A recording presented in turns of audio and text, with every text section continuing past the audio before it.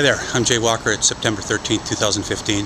I'm here to talk about the climate crisis and voter apathy. Voter apathy is the largest group in Canada that would be elected if there was a party called voter apathy. In other words, they get more votes or non-votes, people not voting, than vote for the Conservative Party, vote for the Liberal Party, vote for the NDP, or vote for the Green Party. If all those people voted for a single party, they'd handily win every election.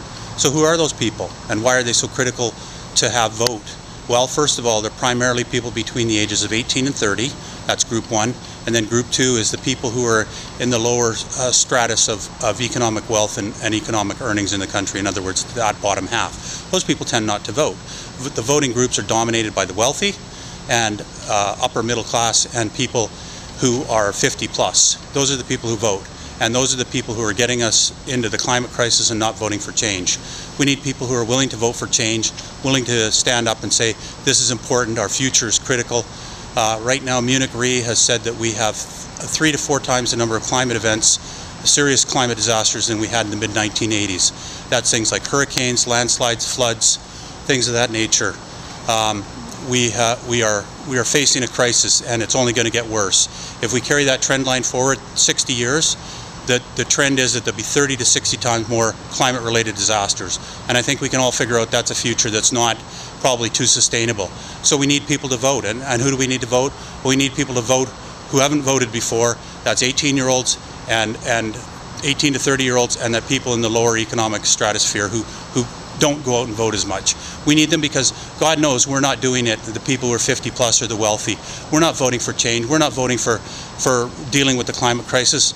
In some ways, our group is acting like a child who's broken a window and then runs home to mom and dad, hoping that thing will never be discovered. We need to deal with this. We need you, people in these voting groups, to get out and tell us that, and how you can do it is voting for different parties. Mr. Harper's Conservatives haven't done the job. They've had 10 years on it and they've done nothing. So they have no real policy to deal with climate change, and certainly their demonstrated past is they haven't. So who are the best parties to vote for? Well, in my opinion, it would probably be the Green Party as the #1 choice. They have the deepest and longest lasting commitment to the environment and things environmental in nature. They also propose a carbon fee or a carbon tax, which is different than everybody else. No one else is proposing that, and economists say that that's generally the best way to deal with this. Number 2 would be the NDP. They propose a cap and trade system. That's probably the second best way to deal with it. Number 3 is Justin Trudeau's Liberals. He's got youth on his side. He's got a young family. He's got to be concerned about it. And the Liberals do have some policies, not as good as the other parties, but certainly he has a chance to do something more than Mr. Harper does. So I'd say get out and vote for any of those parties on October 19th, or go to advanced polling, look up the Elections Canada website and move to that. Please, God knows we need your help. Please get out and vote. Please, please, please. We can't leave this much longer. We all need to start dealing with this now. We can't leave it for another country to deal with it. We can't leave it for international trade agreements to deal with. We have to deal with it on an individual basis by going and voting and telling our politicians, this is the crisis. It's here. It's now. We see it. Fires, floods, droughts. Turn on the TV. We can see it happening.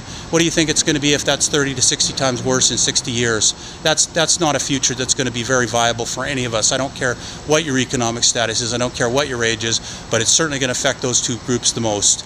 Okay, thank you, and please vote on October 19th.